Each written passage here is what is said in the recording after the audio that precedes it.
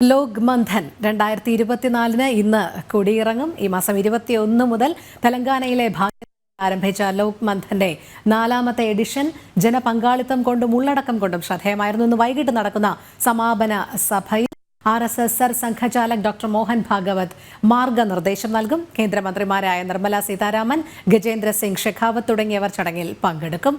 ജിഷ്ണു കൃഷ്ണൻ ചേരുന്നുണ്ട്. അതോ ജിഷ്ണുവിനോടൊപ്പം അതിഥി കൂടി ചേരുന്നു എന്നാണ് അറിയാൻ കഴിയുന്നത്. ജിഷ്ണു, ലോക് മന്ഥൻ സമാപിക്കുകയാണ്.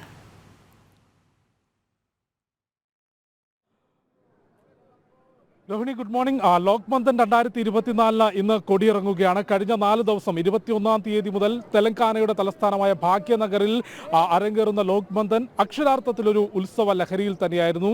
സാംസ്കാരിക പരിപാടികൾ, കലാപരിപാടികൾ, തനത് കലാരൂപങ്ങൾ അവയെല്ലാം കൊണ്ടും ഭാഗ്യനഗറിൽ ലോക് മന്ഥൻ നിറഞ്ഞു നിൽക്കുകയായിരുന്നു. ഇപ്പോൾ പ്രജ്ഞാപ്രവാഹിന്റെ ദേശീയ സംയോജക് ജെ നന്ദകുമാർ ജനം ടിവിയോടൊപ്പം ചേരുകയാണ്. നമസ്കാരം. ഭാഗ്യനഗറിലെ ലോക് മന്ഥനെ 4ാമത്തെ എഡിഷന് ഇന്ന് കൊടിയിറങ്ങുകയായിരുന്നു. എങ്ങനെയുണ്ടായിരുന്നു ലോക് മന്ഥൻ 2024? ലോക് മന്ഥൻ എന്നത് ഒരു പരിപാടി എന്നതിനേക്കാൾ ഉപരി ഒരു അനുഭൂതിയാണ്. അത് വാക്കുകൾ കൊണ്ട് വർണ്ണിക്കാൻ കഴിയുന്ന ഒന്നല്ല. വാക്കുകൾ തോറ്റുമടങ്ങുന്ന ആധ്യാത്മിക അനുഭൂതിയുടെ ഒരു ഉയർന്ന തലമാണ് ലോക് മന്ഥൻ. ഇവിടെ ഭാരതത്തിൻ്റെ മൂലപ്രകൃതിയുമായി ബന്ധമുള്ള അതിനനുസരിച്ചുള്ള വൈചാരിക പ്രവർത്തനങ്ങളിൽ സ്വാഭാവികമായി ഏർപ്പെടുന്ന ആളുകളുടെ ഒരു സംഗമമാണ്.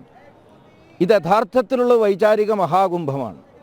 ഇത്തവണത്തെ ലോക് മന്ഥൻ എല്ലാ അർത്ഥത്തിലും എല്ലാ തലത്തിലും പോയ 3 ലോക് മന്ഥനേക്കാൾ സംഖ്യയുടെ ദൃഷ്ടിയിലും ഉള്ളടക്കത്തിൻ്റെ കാര്യത്തിലും ജനങ്ങളുടെ പങ്കാളിത്തത്തിൻ്റെ കാര്യത്തിലും പ്രതീക്ഷയ്ക്കപ്പുറമാണ്.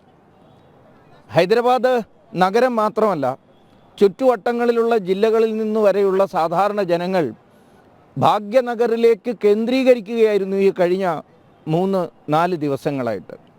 അഭൂതപൂർവമായ ദൃശ്യമാണ് ശില്പാരാമത്തിലെ പ്രദർശനിയിലും അവിടെ നടന്ന അനേകം സാംസ്കാരിക പരിപാടികളിലും കാണാൻ കഴിഞ്ഞത്. ജനങ്ങളുടെ വലിയ തോതിലുള്ള ഒരു പിന്തുണ ഈ ആശയത്തിന് കിട്ടുന്നു എന്നതിൻ്റെ ഒരു വലിയ ഉദാഹരണമാണ്. സുപ്രധാന വ്യക്തിത്വങ്ങളുടെ പങ്കാളിത്തം, ആദരണീയായ നമ്മുടെ രാഷ്ട്രപതി, മുൻ ഉപരാഷ്ട്രപതി, പൂജനീയ സർസംഘചാലക്, ക്യാബിനറ്റ് മന്ത്രിമാർ, ഗവർണർമാർ, മുഖ്യമന്ത്രി, ഉപമുഖ്യമന്ത്രി, ഇതിനപ്പുറം തനത് കലയുടെയും തനത് വൈചാരിക മേഖലയുടെയും കാര്യങ്ങളിൽ ഏറ്റവും ഉന്നതമായ തലത്തിൽ വിരാജിക്കുന്ന യഥാർത്ഥ കലാസാധകന്മാരുടെ സംഗമമായി ഇത് മാറിയിരിക്കുകയാണ്. അതുകൊണ്ട് തന്നെയാണ് ഈ പരിപാടിയിലേക്ക് എത്താൻ, ഈ പരിപാടിയിൽ സംബന്ധിക്കാൻ ഉള്ള ആവേശം എല്ലാ വിഭാഗം ജനങ്ങളിലും, ഔദ്യോഗിക തലങ്ങളിൽ മുതൽ സാധാരണ ജനങ്ങൾ വളരെ കൂടുതലായിട്ടാണ് അനുഭവപ്പെടുന്നത്. ഈ ലോക് മന്ഥൻ 2024 ഭാഗമായിരിക്കിയിട്ടുള്ള പ്രദർശനി നമ്മളും കഴിഞ്ഞ ദിവസം പോയി അതിൻ്റെ ദൃശ്യങ്ങൾ പകർത്തിയിരുന്നു. നമുക്ക് മറ്റു വേദികളിലോ സ്റ്റേജുകളിലോ കാണാൻ സാധിക്കാത്ത, ഞാനും പോലും ഇതുവരെ കണ്ടിട്ടില്ലാത്ത വാദ്യോപകരണങ്ങൾ, കാർഷികോപകരണങ്ങൾ, ഒപ്പം അതിനോട് ചേർന്ന ഓപ്പൺ സ്റ്റേജിൽ നടക്കുന്ന തനത് കലാരൂപങ്ങൾ, അതിനെക്കുറിച്ചൊന്ന് വിശദീകരിക്കും. ഇതെല്ലാം ഒരു വർഷം മുമ്പ് മുതലേ നടന്ന തയ്യാറെടുപ്പുകളുടെ ഫലമായിട്ടാണ് ഇതെല്ലാം സംഭവിച്ചിരിക്കുന്നത്. ലോക് മന്ഥനിലൂടെ ജനങ്ങളുടെ മുമ്പാകെ എത്തിക്കണം എന്ന് ആഗ്രഹിച്ചത് ഇത്തരം അപൂർവങ്ങളായ ഭാരതീയ കലാസംസ്കൃതിയുടെ വൈചാരിക ചരിത്രത്തിൻ്റെ ഏടുകളാണ്, അതിൻ്റെ ഉദാഹരണങ്ങളാണ്, അതിൻ്റെ മാതൃകകളാണ്. അത് തേടിപ്പിടിക്കുകയായിരുന്നു നമ്മുടെ പ്രവർത്തകന്മാർ. ഛത്തീസ്ഗഡിൽ നിന്ന്, റായ്പൂരിൽ നിന്ന് കൊണ്ടുവന്ന, തെലങ്കാനയുടെ ഉൾപ്രദേശങ്ങളിൽ അപൂർവമായി ഉള്ള വാദ്യോപകരണങ്ങളാണ് ഇവിടെ എത്തിച്ചേർന്നിട്ടുള്ളത്. ഇതേപോലെ തന്നെയാണ് വാദ്യോപകരണങ്ങൾ മുതൽ ആഹാര പൈതൃകം വരെ നമ്മുടേതായ തനത് ആഹാര രീതിയുടെ പ്രദർശനം ഉണ്ടവിടെ. അതേപോലെ തന്നെയാണ് ആദ്യകാലം മുതലേ ഭാരതത്തിൽ നിലനിന്നു പോന്നിരുന്ന നമ്മുടെ പ്രാചീന കായിക വിനോദങ്ങളുടെ പ്രദർശനമുണ്ട്. ഇതിനെല്ലാം അപ്പുറം ഒരർത്ഥത്തിൽ ലോക് മന്ഥൻ്റെ കേന്ദ്ര സമിതിയുടെ അറിവിനപ്പുറത്തുള്ള കാര്യങ്ങൾ പോലും ഇവിടുത്തെ ലോകപ്രതിനിധികൾ, തനത് ജീവിത ശൈലി കാത്തു സൂക്ഷിക്കുന്ന ആൾക്കാർ അവരുടെ ആഗ്രഹപ്രകാരം അവിടെ കൊണ്ടുവന്ന് പ്രദർശിപ്പിക്കുകയാണ്. ഇതിനുമപ്പുറം വിവിധ തലങ്ങളിലെ വൈചാരിക തലങ്ങളിൽ, ബൗദ്ധിക തലങ്ങളിൽ ഉന്നത ശ്രേണിയിൽ വിരാജിക്കുന്ന ആളുകൾ സ്വയമേവ അവിടെ വന്ന് ലോക സംവാദം നടത്തിക്കൊണ്ടിരിക്കുന്നു. വാദിക്കാനും ജയിക്കാനുമല്ല, അറിയാനും അറിയിക്കാനുമാണ് എന്ന ശ്രീനാരായണ ഗുരുദേവൻ്റെ വാക്കുകളെ ആധാരമാക്കിക്കൊണ്ടുള്ള ലോകസംവാദം പ്രധാന വേദിക്ക് സമാന്തരമായി ശില്പാരാമത്തിൽ നടക്കുന്നു. ഇങ്ങനെ അനേകം വൈശിഷ്ട്യങ്ങളുള്ള ഒന്നായതുകൊണ്ടാണ് ഞാൻ തുടക്കത്തിൽ പറഞ്ഞത് അഭൂതപൂർവമായ ഒരുപക്ഷെ ലോകമന്ധൻ്റെ കേന്ദ്രീയ കമ്മിറ്റിയുടെ സങ്കല്പങ്ങൾക്കും അപ്പുറത്തുള്ള പരിപാടികളും ജനപങ്കാളിത്തവുമാണ്. ഇതുവരെ കിട്ടിയ കണക്കനുസരിച്ച് തന്നെ 2.5-3 ലക്ഷം ആളുകൾ ആ പ്രദർശനി കണ്ടു കഴിഞ്ഞിരിക്കുകയാണ്. ഇതിൻ്റെ ഭാഗമായി ഈ പ്രദേശത്ത് ജനസഹസ്രങ്ങൾ തിങ്ങിക്കൂടുന്നതുകൊണ്ടുള്ള പ്രശ്നങ്ങൾ വേറെയുമാണ്. അങ്ങനെയുള്ള ഒന്നായി ഇത് പരിണമിക്കുന്നു. ആഹ്ലാദകരമായ ഒരുതരം അനുഭവം ആണ് നമുക്കുള്ളത്. ഏറ്റവും അവസാനമായി ഇന്നത്തെ സമാപന സഭയെക്കുറിച്ച്, ഒപ്പം ഒരു ലോക് മന്ഥൻ അവസാനിക്കുന്ന ദിവസം ഏറ്റവും ഉയർന്ന ചോദ്യം അടുത്ത ലോക് മന്ഥൻ്റെ വേദി എവിടെയായിരിക്കും എന്നുള്ളതാണ്. ഇന്നത്തെ സമാപന പരിപാടിയിലെ മുഖ്യ അതിഥി രാഷ്ട്രീയ സ്വയംസേവക സംഘത്തിൻ്റെ പരംപൂജനീയ സർസംഘചാലക് ഡോക്ടർ മോഹൻജി ഭാഗവത്താണ്. പരിപാടിയിൽ അയോധ്യയിലെ സുപ്രധാന സന്ത് സന്യാസി വര്യൻ, അവിടുത്തെ എല്ലാ ആചാര്യ പുരോഹിതന്മാർക്കും പരിശീലനം പോലും കൊടുക്കുന്ന ഭാരതീയ വേദാന്ത ദർശനത്തിലും താന്ത്രിക ദർശനത്തിലും അഗാധ പാണ്ഡിത്യമുള്ള പൂജ്യ മിഥിലേഷ് നന്ദിനി ശരൺജി, അദ്ദേഹത്തിൻ്റെ ആശീർവചനം ഉണ്ടാവും.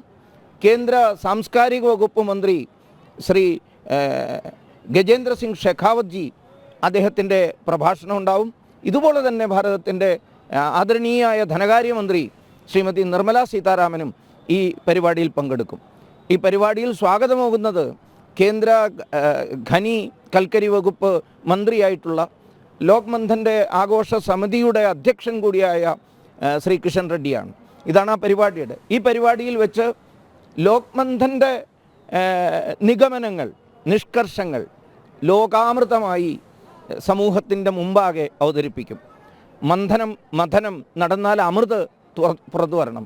ആ അമൃത് എന്താണ്, ലോകാമൃതം എന്താണ്, എത്ര ബിന്ദുക്കളിലാണ്, എത്ര പോയിന്റുകളിലാണ് ജനങ്ങൾ ഇനി കേന്ദ്രീകരിച്ച് പ്രവർത്തിക്കേണ്ടി വരിക, ഈ ആശയത്തിൻ്റെ, ഈ വിചാരത്തിൻ്റെ, ഈ ശിക്ഷയുടെ, ഈ വിദ്യയുടെ പ്രചരണത്തിന് വേണ്ടി എന്തെല്ലാം കാര്യങ്ങൾ ചെയ്യണം എന്ന ഒരു ലോകാമൃത പ്രഖ്യാപനം ഉണ്ടാകും.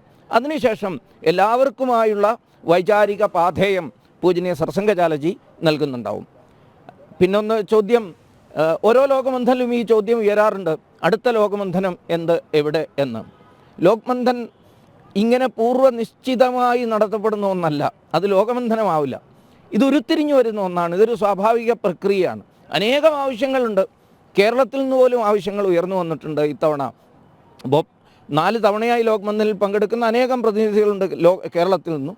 അവരുടെ ആവശ്യമുണ്ട് കേരളത്തിൽ നടത്തണമെന്ന്. രാജസ്ഥാനിലെ പ്രതിനിധികൾ അവിടെ നടത്തണമെന്ന് പറഞ്ഞു. ഇത്തവണ ഭാരതത്തിന് പുറത്ത് ഭാരതീയ സംസ്കൃതിയുമായി ചേർന്ന് നിന്ന് മുന്നോട്ട് പോകുന്ന വിഭാഗങ്ങൾ എത്തിയിരുന്നു. അവരുടെ ആവശ്യം എന്തുകൊണ്ട് ഭാരതാതിർത്തിക്ക് പുറത്ത് എസ്തോനിയയിലോ റൊമേനിയയിലോ ഇനിയല്ല ഇന്തോനേഷ്യയിലോ അടുത്ത ലോക് മന്ഥൻ നടത്തിക്കൂടെ എന്ന്. കാരണം ഇത്തവണത്തെ ലോക് മന്ഥൻ എല്ലാ അർത്ഥത്തിലും ഒരു അന്താരാഷ്ട്ര ലോക് മന്ഥനമായി മാറിയിരുന്നു. അതുകൊണ്ട് ആ ആവശ്യവും നിലനിൽക്കുന്നുണ്ട്. ഇതെല്ലാം കൂടി ഇതിനുവേണ്ടി ചുമതലപ്പെട്ട ആളുകൾ ഒരുമിച്ചിരുന്ന് ചിന്തിക്കും. ഒരു 5-6 മാസത്തിനുള്ളിൽ ഉരുത്തിരിഞ്ഞു വരും അടുത്ത പ്രദേശം എവിടെയാണ് എന്ന്. അല്ലാതെ ഒളിമ്പിക്സൊക്കെ നിശ്ചയിക്കുന്ന പോലെ 10-20 വർഷം മുമ്പേ എവിടെയാണ് അടുത്ത ലോകമന്ധനം എന്ന് തീരുമാനിക്കില്ല. ആ തീരുമാനം പോലും സ്വാഭാവികമായ ഒരു ജൈവ പ്രക്രിയയാണ്. അതാണ് ലോക്. അതുകൊണ്ടാണ് ഞാൻ തുടക്കത്തിൽ പറഞ്ഞത് ഇതൊരു പരിപാടിയല്ല, ഒരു അനുഭൂതിയാണ് എന്ന്. വളരെയധികം നന്ദി. ലോക് മന്ഥൻ്റെ വിശദമായ വിശേഷങ്ങളാണ് പ്രജ്ഞാപ്രവാഹിൻ്റെ ദേശീയ സംയോജക് ജയ നന്ദകുമാർ പങ്കുവച്ചിട്ടുള്ളത്. ഇന്ന് ലോക് മന്ഥന് ഇവിടെ ഹൈദരാബാദിൽ ഭാഗ്യനഗറിൽ കൊടിയിറങ്ങുകയാണ്. സമാപന സഭയിൽ RSS സർസംഘചാലക് ഡോക്ടർ മോഹൻ ഭഗവതിൻ്റെ മാർഗനിർദ്ദേശമുണ്ടാകും. കേന്ദ്രമന്ത്രിമാർ പങ്കെടുക്കും. നേരത്തെ സൂചിപ്പിച്ചതുപോലെ ഈ ലോക് മന്ഥൻ്റെ ഉള്ളടക്കം തന്നെയാണ് ഈ പരിപാടിയെ ശ്രദ്ധേയമാക്കുന്നത്, അതിനെ സമ്പന്നമാക്കുന്നത്. ഭാരതത്തിൻ്റെ തനത് കലാരൂപങ്ങൾ, പാരമ്പര്യമായി ഉപയോഗിച്ചു വരുന്ന വാദ്യോപകരണങ്ങൾ, രാജ്യത്തിന് പുറത്തും അകത്തുമുള്ള കലാകാരന്മാർ അവതരിപ്പിക്കുന്ന പരിപാടികൾ, ഒപ്പം ഗൗരവമുള്ള മൂർച്ചയേറിയ സാംസ്കാരിക ചർച്ചകൾ, ഇവയെല്ലാമായിരുന്നു കഴിഞ്ഞ 3 ദിവസവും ഭാഗ്യനഗറിൽ അരങ്ങേറിയത്. ഇന്ന് ഏതായാലും ലോക് മന്ഥൻ 2024 2016 ഭോപ്പാലിൽ ആരംഭിച്ച് 2024 ആകുമ്പോഴേക്കും ഹൈദരാബാദിൽ അവതരിപ്പിക്കുന്ന ലോക് മന്ഥൻ്റെ 4ാമത്തെ എഡിഷന് ഇന്ന് കൊടിയിറങ്ങുകയാണ്. ശരി, ജിഷ്ണു കൃഷ്ണനാണ് വിവരങ്ങൾ നൽകിയത്.